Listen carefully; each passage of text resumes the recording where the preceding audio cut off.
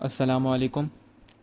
अच्छा, इससे पहले कि मैं सिलेबस ब्रेकडाउन पे जाऊँ, डिस्क्रिप्शन के अंदर एक लिंक है। बेसिकली वो एक फॉर्म है फॉर मई जून 2025 सेशन, और उसके अंदर सारी डिटेल मौजूद है कि क्लासेस कितनी होंगी, फ़ी क्या है और टाइमिंग्स क्या हैं। सारी डिटेल उसके अंदर मौजूद है, तो डू चेक इट आउट।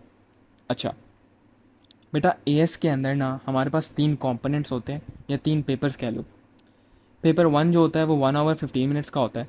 ठीक है, it's a MCQ based paper. ठीक है, इसके अंदर 40 एमसीक्यू होते हैं, और उनके 40 मार्क होते हैं। तो एक एमसीक्यू 1 मार्क का हुआ, और चार ऑप्शंस होते हैं, उसमें से जोन सा करेक्ट या जो बेस्ट ऑप्शन होता है आप उसको सेलेक्ट कर लेते हो, और फिर एंड में आपको बबल शीट होती है, आप उसको फिल कर लेते हो। टाइम मैनेजमेंट के हवाले से मैं ये कहूँगा कि टाइम मैनेजमेंट अच्छी होती है, सही होती है। You have more than a minute for one MCQ, रफली 2 मिनट्स। वैसे 2 मिनट्स तो नहीं होते, 2 मिनट्स से थोड़ा कम ही है, लेकिन रफली 2 मिनट्स ही होते हैं। और स्कोर आप इस पे ईज़िली कर सकते हो, इतनी मुश्किल वाली बात नहीं होती। ठीक है, हाँ, हो जाता है समटाइम्स, बच्चे बहुत ज़्यादा देर लगा देते हैं और फिर बबल शीट को सही फिल नहीं करते, और एंड में उनकी बबल शीट फिलिंग रह जाती है। अच्छा, इसकी जो वेटेज है ना बेटा, एएस में 31% है। ठीक है, अच्छी खासी वेटेज है इसकी एएस के अंदर। लेकिन ए लेवल्स जो आपका लाइक फाइनल ग्रेड होता है, जो एएस और ए टू को मिलाकर बनता है, उसमें इसकी इसकी जो वेटेज है वो 15.5% है। सही है। इसमें बेटा टेस्ट एग्जामिनर कर रहा होता है, आपको नॉलेज के ऊपर भी टेस्ट कर रहा होता है, और फिर न्यूमेरिकल्स भी आ रहे होते हैं आपके। यानी कोई ऐसा भी एमसीक्यू हो सकता है जो प्योरली रट्टे के ऊपर है, या कोई मेमोराइजेशन वाली चीज़ है, या कोई डेफिनेशन है। फॉर इंस्टेंस, ग्रीन लाइट की वेवलेंथ है, आपको तीन चार ऑप्शंस दिए हुए हैं, और आपने उसमें से बेस्ट वाली जो करेक्ट ऑप्शन है उसको आपने लाइक सेलेक्ट करना होगा, बबल शीट में फिल करना होगा। या फिर कोई न्यूमेरिकल होगा, कोई डायग्राम होगी, और उसमें आपने कोई फोर्स फाइंड करनी है, और उसमें आप फोर्स फाइंड करके जो सबसे करीबी या जो बेस्ट ऑप्शन है आप उसको सिलेक्ट कर देते हो, जैसे एक लाइक नॉर्मल एमसीक्यू का पेपर होता है। अच्छा, P2 बेसिकली स्ट्रक्चर्ड क्वेश्चंस का पेपर होता है। इसमें आपको 6 से 7 सवाल मिल रहे होते हैं। एक सवाल एक ही टॉपिक में से होता है, तो वो पूरा उसी टॉपिक में से होगा। और टाइम मैनेजमेंट इसकी भी सही होती है, ओके होती है। इतना स्ट्रगल नहीं करते बच्चे। 1 आवर 15 मिनट्स होती है, अच्छा टाइम होता है आपके पास। और इसमें भी आपके लाइक फैक्ट्स भी होंगे, डेफिनेशंस भी आपको टेस्ट किया जाएगा, लेकिन फिर इन डेप्थ एक्सप्लेनेशंस भी देनी पड़ सकती हैं आपको, और कंपैरिजन भी करना पड़ सकता है आपको, और लाइक न्यूमेरिकल्स भी होते हैं इसमें काफ़ी ज़्यादा, और आप डाटा के साथ बहुत काम करते हो। लेकिन इन दोनों पेपर में आपकी प्रैक्टिकल स्किल्स काम नहीं आती। ना वो पूछता है, ना आपको प्रैक्टिकल स्किल्स में आपको वो टेस्ट करता है, क्योंकि उसके लिए पेपर 3 है हमारे पास। बेटा, पेपर 3 में बे इंतहा टाइम है। इतना ज़्यादा टाइम है मैं आपको बता नहीं सकता। बहुत ईजिली आपका पेपर हो सकता है। बच्चे लाइक 2 सवाल होते हैं इसके, तो आधे आधे घंटे में दोनों सवाल हो सकते हैं। कोई मसले वाली बात नहीं है। ठीक है, बहुत टाइम होता है, 2 घंटे होते हैं आपके पास। 40 मार्क्स का पेपर है, लेकिन इसकी वेटेज काफ़ी कम है। पूरे ए लेवल्स में इसकी 11.5 है, और ए एस में इसकी 23 है, जो कि सही है, अच्छी वेटेज है। इसमें बेटा आपसे वो लाइक कोई ये नहीं पूछेगा कि भाई फ़लानी डेफिनेशन बता दो, या कोई आपसे कोई फोर्स नहीं फाइंड करवाएगा। दो क्वेश्चंस होते हैं। पहले क्वेश्चन के अंदर आपको अपरेटस गिवन होता है सारा। आपने जैसे जैसे वो आपको कहता है, आप वैसे वैसे लाइक सारा सेटअप करते हो, और वैल्यूज़ फाइंड करते हो, टेबल बनाते हो, ग्राफ प्लॉट करते हो। एंड में आपने एक लाइक रिलेशन प्रूव करना होता है, फिर आप बताते हो हाँ प्रूव हो रहा है, नहीं हो रहा। फिर दूसरा क्वेश्चन होता है, उसके अंदर भी यही कुछ होता है बेसिकली। और एरर्स अनसर्टेनिटीज़, जो हमारा एक चैप्टर भी है, टॉपिक भी है, फिजिकल क्वांटिटीज़ में हम उसको पढ़ेंगे। तो वो भी आपकी लाइक टेस्ट हो रही होती हैं, और एंड में वो आपसे पूछता है कि भाई चार इंप्रूवमेंट्स बता दो, जो ये आपने एक्सपेरिमेंट किया है, या इसकी चार अनसर्टेनिटीज़ या जो एरर की वजूहात बन रही हैं वो बता दो। ठीक है, तो वो आप बताते हो, और इनको हम इन डेप्थ देखेंगे जब हम कर रहे होंगे ये। तो एक्चुअली जब हम ये कर रहे होंगे तो हम इसको सही डेप्थ में देखेंगे। अच्छा बेटा, टॉपिक्स पे आ जाते हैं। टॉपिक्स के अंदर हमारे पास है फिजिकल क्वांटिटीज़ एंड यूनिट्स, इसके अंदर वेक्टर्स आ जाता है, और एरर्स एंड अनसर्टेनिटीज़ आ जाता है, ये मैंने पहले आपको बता दिया। और होमोजीनियस इक्वेशंस आ जाती हैं, सारी चीज़ें आ जाती हैं। काइनेमेटिक्स, काफ़ी बच्चे काइनेमेटिक्स के साथ स्ट्रगल करते हैं। और इसमें एक और बात कहना चाहूँगा, एक मैथ्स के टीचर हैं यूट्यूब के ऊपर, मैथ्स विद अहमद बिलाल के नाम से, अहमद बिलाल। और दूसरे टीचर हैं जेनेमेटिक्स। मुझे यकीन है आपने इन दोनों का सुना होगा, एक्सेप्शनल टीचर्स हैं। ठीक है। अच्छा, मैथ्स के अंदर बेटा आप पढ़ रहे होते हो M1, सही है, एक पेपर है, एक कंपोनेंट होता है मैथ्स का, एक पेपर होता है। जनरली एस में बच्चे कर रहे होते हैं, कुछ बच्चे A2 में कर रहे होते हैं, लेकिन बेहतर है अगर आप एस में करो। उसकी वजह ये होती है कि वो फिर आपकी एस फिज़िक्स के साथ बहुत मदद करता है। अब काफ़ी बच्चे फिज़िक्स की काइनेमेटिक्स को मुश्किल समझ रहे होते हैं, और वो समझ रहे होते हैं कि हम फिज़िक्स की काइनेमेटिक्स करेंगे वो हमारी मैथ्स में मदद कर देगा। हालांकि ऐसा बिल्कुल भी नहीं है। मैथ्स की जो मैकेनिक्स है, उसके अंदर जो काइनेमेटिक्स है, वो ज़्यादा मुश्किल है फिज़िक्स से।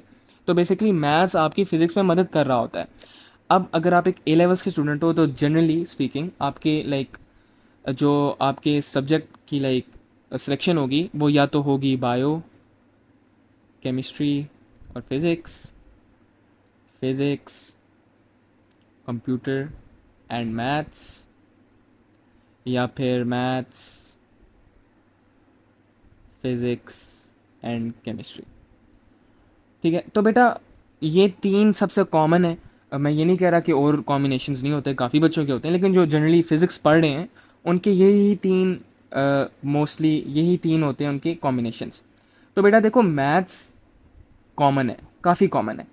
ठीक है, काफ़ी बच्चे मैथ्स कर रहे होते हैं फिज़िक्स के साथ ऑलरेडी, तो उनको मसला नहीं आता। लेकिन अगर आप एक बायो के स्टूडेंट हो तो डू चेक देम आउट, और M1 की प्लेलिस्ट एक दफ़ा कर लेना इनसे। इन्होंने प्लेलिस्ट डाली हुई होगी, आप इनकी प्लेलिस्ट चेक कर लेना, अहमद बिलाल की, सर अहमद बिलाल की। बहुत डिटेल में सर ने कराया हुआ है, और अच्छा कॉन्सेप्ट दिया हुआ है, बहुत अच्छा पढ़ाया हुआ है। ठीक है, और अगर आप एक ऑलरेडी मैथ्स टेकिंग बच्चे हो तो आपकी तो काफ़ी मदद हो रही है। नहीं तो आप अपने कॉलेज के जो सर हैं वो बिल्कुल भी माइंड नहीं करेंगे, उनको बता देना सर मैं पीछे बैठ जाऊँ, मैंने बस M1 की क्लासेस लेनी है आपके साथ। और वैसे भी ये साल के आखिर में ही हो रहा होगा, M1 एंड में ही पढ़ाते हैं अमूमन टीचर्स। तो आपकी लाइक काफ़ी मदद हो जाएगी M1 से। अच्छा, उसमें डायनामिक्स भी आ जाता है, फोर्सेस भी आ जाता है, वेक्टर्स भी आ जाता है, काफ़ी मदद हो जाती है आपकी M1 से। सही है, फिर है work energy, power, deformation of solids, waves and superposition. ये बेसिकली हम साथ ही पढ़ रहे होते हैं, वेव्स के अंदर ही सुपरपोजिशन पढ़ रहे होते हैं। ठीक है, और इलेक्ट्रिसिटी के साथ डीसी सर्किट्स पढ़ रहे होते हैं। ठीक है, जनरली स्पीकिंग, और पार्टिकल फिजिक्स भी हम एंड में ही कर रहे होते हैं। और अमूमन मज़े की बात, P2 में जो आपके क्वेश्चन आते हैं वो इसी ऑर्डर में आते हैं बेसिकली, टॉपिक वाइज। वैसे लाइक ये नहीं कह रहा कि ये हार्ड एंड फास्ट रूल है, लेकिन अमूमन ऐसा ही हो रहा होता है। अच्छा बेटा, हम सारी चीज़ें बहुत डिटेल में कर रहे होंगे, एक्स्ट्रा कर रहे होंगे। यानी अब वेक्टर्स है, एक छोटा सा टॉपिक है, इतना बड़ा टॉपिक नहीं है, और बहुत कम से लर्निंग आउटकम्स हैं इसके, लेकिन हम इसको काफ़ी डिटेल में कर रहे होंगे। क्यों? क्योंकि ये फिज़िक्स की एक फंडामेंटल है, ये फिज़िक्स की बेस है बेसिकली।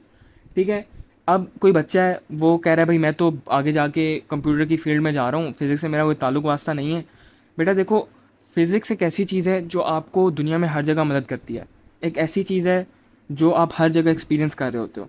बेसिकली अगर आप एक गेम डेवलपर भी बनते हो ना, तो जो अपने गेमर स्टूडेंट्स हैं इधर बैठे हुए, उनको अच्छे से पता है कि गेमर एक टर्म होती है, गेम फिज़िक्स हम कहते हैं, या भाई इस गेम की फ़िज़िक्स ऐसी हैं। तो बेसिकली उसके अंदर भी फ़िज़िक्स इस्तेमाल हो रही थी, और काफ़ी सारे शोबा हैं ऐसे कंप्यूटर साइंस के या बायो के अंदर भी इवन, कि आप फिज़िक्स देख रहे होते हो। मज़े की बात, बायो वाले स्टूडेंट्स हम मेडिकल फ़िज़िक्स कर रहे होंगे A2 में, और medical physics is my favourite chapter. वैसे बहुत मज़े का चैप्टर है। इसके अंदर हम लाइक हाउ MRI वर्क्स और CT स्कैन वर्क्स, ये सारी चीज़ें हम देख रहे होंगे। काफ़ी मज़ेदार का एक चैप्टर है।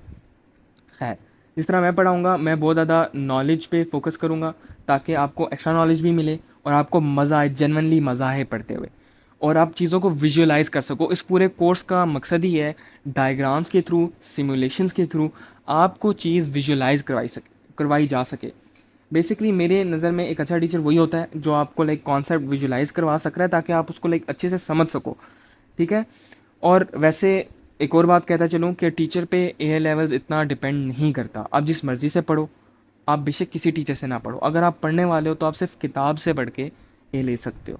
और आजकल तो वैसे भी AI का दौर है, ChatGPT है, तो आई वुड सजेस्ट कि आप लोग इसके अंदर लाइक देखो, और लाइक ChatGPT को भी इस्तेमाल में लेकर आओ, और आजकल की जो नई टेक्नोलॉजी है उसको भी इस्तेमाल में लेकर आओ, ताकि आपका ग्रेड अच्छा हो सके। अच्छा, तो यही था आज के लिए, और बाकी मैं अपलोड कर रहा हूँगा यूट्यूब के ऊपर, और यूट्यूब के ऊपर मैं साथ साथ जैसे जैसे हमारा एक टॉपिक होता जाएगा, मैं उसको रिकॉर्ड करके एडिट करके अपलोड करता जाऊँगा। वादा नहीं करता कि लाइक पूरा टाइम पे करूँगा, क्योंकि थोड़ी एडिटिंग जाती है उसके अंदर, थोड़ा टाइम लग जाता है। तो मैं साथ साथ यूट्यूब के ऊपर अपलोड कर रहा हूँ, इतने मसले वाली बात नहीं है। और हाँ, रजिस्ट्रेशन का बता दूँ, मई जून 2025 की रजिस्ट्रेशन आप डिस्क्रिप्शन में जाके फॉर्म्स का लिंक होगा, वो जाके फॉर्म फिल कर लें अगर आप रजिस्टर करना चाहते हैं तो, उसके ऊपर सारी डिटेल है। खैर आज के लिए इतना ही, फिर बाकी आगे मैं लेक्चर्स अपलोड करूँगा तो उसको देखते रहना। शुक्रिया, अस्सलाम वालेकुम।